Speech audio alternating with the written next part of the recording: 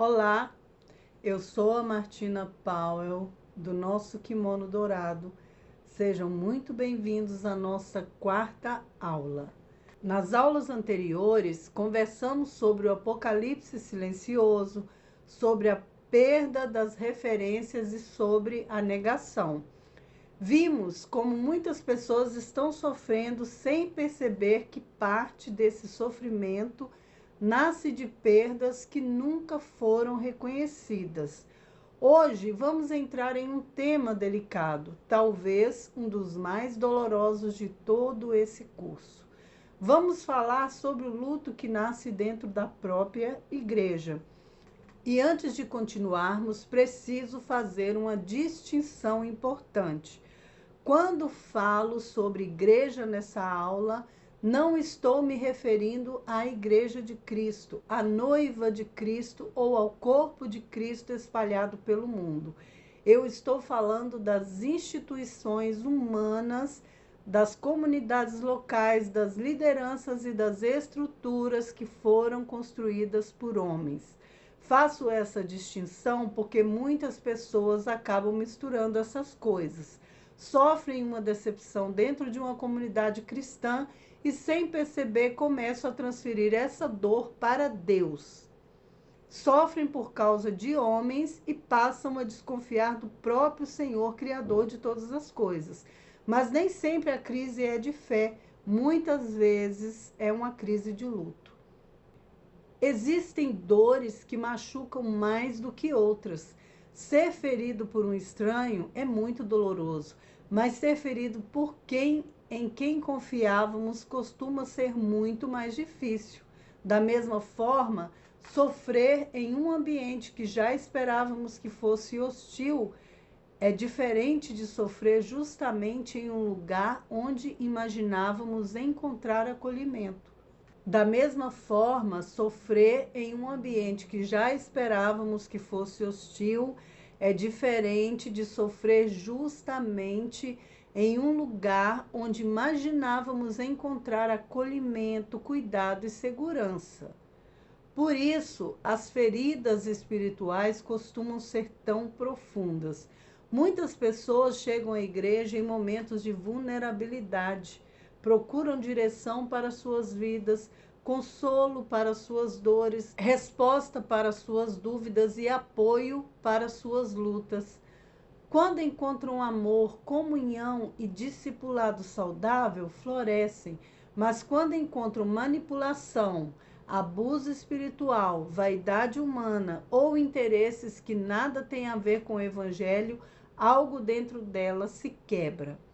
E muitas vezes essa quebra não é reconhecida, a pessoa apenas começa a se afastar, perde o entusiasmo, a alegria, a confiança, mas raramente percebe que está vivendo um processo de luto. Uma das coisas que mais me entristecem é a facilidade com que alguns ambientes religiosos julgam quem está sofrendo. Alguém deixa de frequentar a igreja e rapidamente surgem explicações simplistas. Dizem que esfriou, que perdeu a fé, que está em pecado, que abandonou Deus. Certamente existem situações assim, mas nem sempre. Em muitos casos, existe uma história de dor que ninguém conhece. Existe uma decepção que nunca foi acolhida. Existe uma expectativa que foi destruída.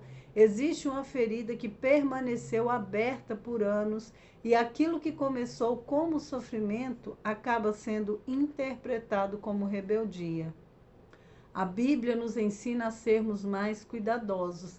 Em vez de julgar rapidamente, deveríamos perguntar o que aconteceu com essa pessoa, o que ela perdeu, que dor ela está carregando, porque muitas vezes o comportamento que enxergamos é apenas a superfície de uma ferida mais profunda.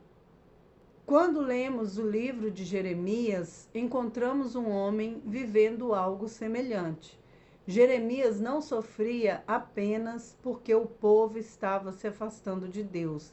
Ele sofria porque via líderes espirituais contribuindo para essa situação. Em Jeremias 5,31, lemos: os profetas profetizam falsamente e os sacerdotes dominam pelas mãos deles, e o meu povo assim o deseja. Imagine a dor de um homem que ama a Deus e vê justamente aqueles que deveriam conduzir o povo à verdade colaborando para o engano. Jeremias não estava observando problemas do lado de fora. Ele estava vendo a corrupção crescer dentro da própria estrutura religiosa e por isso produziu um luto profundo. O mesmo aconteceu com Ezequiel nos capítulos 8 a 10 de seu livro. Deus mostra ao profeta práticas abomináveis acontecendo dentro do templo.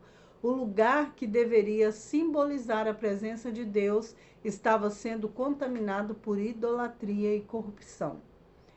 Esses homens conheciam a dor de ver aquilo que amavam perder a sua essência. E quando sentíamos saudade da igreja que conhecíamos? Talvez um dos lutos mais comuns dos nossos dias seja justamente esse. Muitas pessoas sentem saudade da igreja que conheceram anos atrás. E aqui não estou dizendo que tudo era melhor no passado, nem que toda mudança seja negativa, mas estou reconhecendo uma realidade.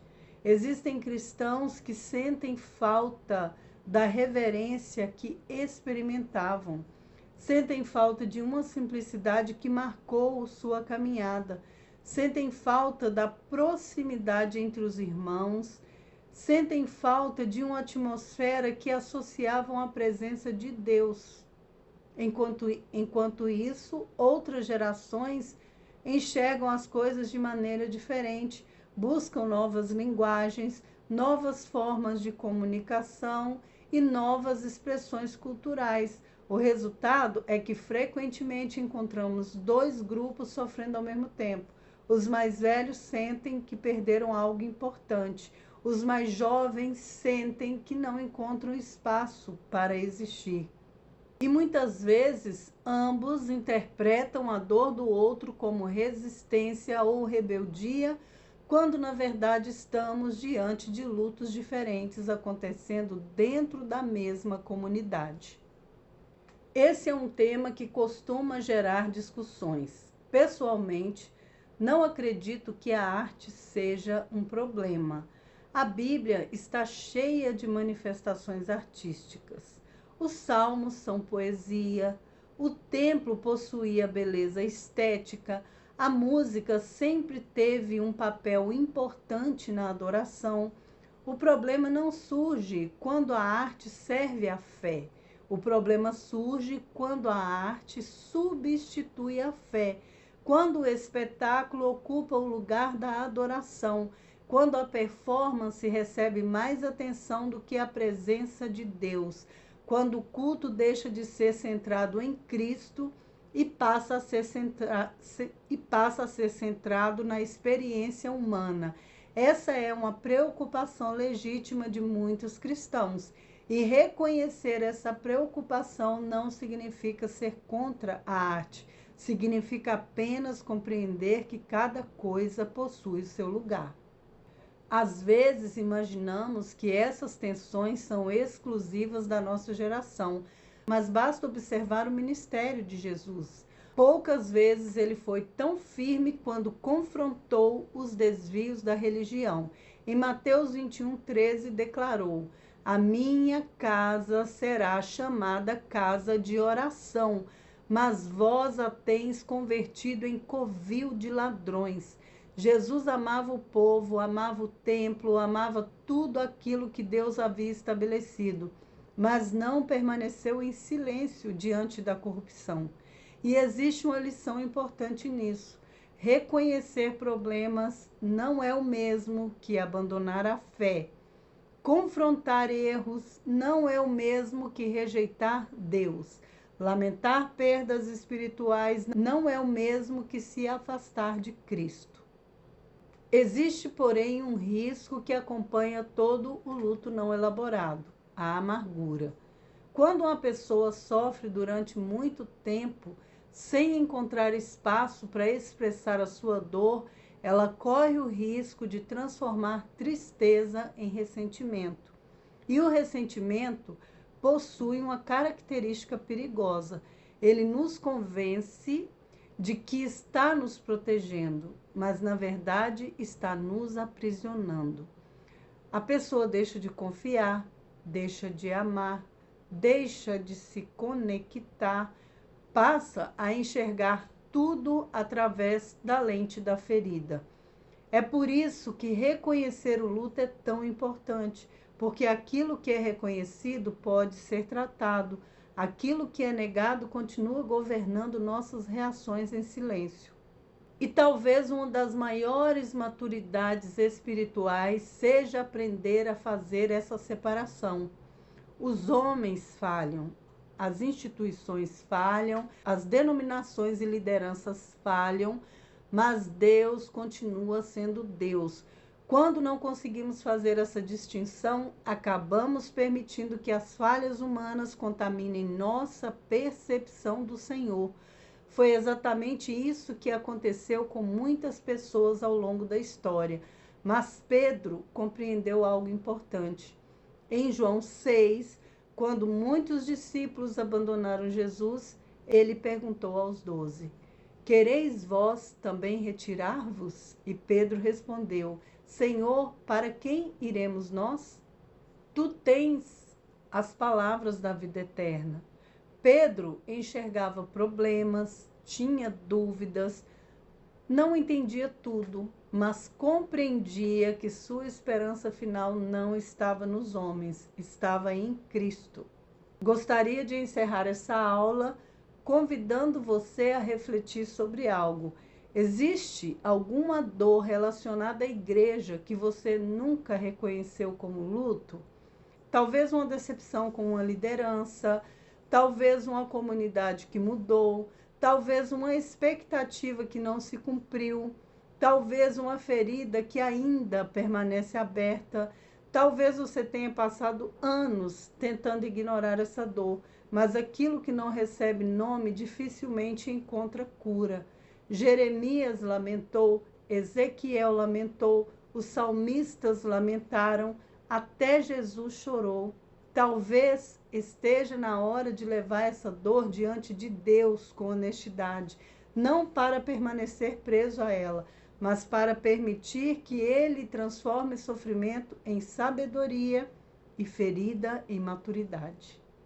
Muito obrigada por ter caminhado comigo nessa quarta aula. Na próxima aula, vamos falar sobre o luto espiritual e o risco da apostasia. Como uma dor não elaborada pode se transformar em desânimo, frieza espiritual e afastamento de Deus. Eu sou a Martina Powell, do nosso Kimono Dourado. Que Deus abençoe você e que mesmo quando homens falharem, seus olhos permaneçam firmes naquele que continua sendo o mesmo ontem, hoje e eternamente. Até a próxima aula.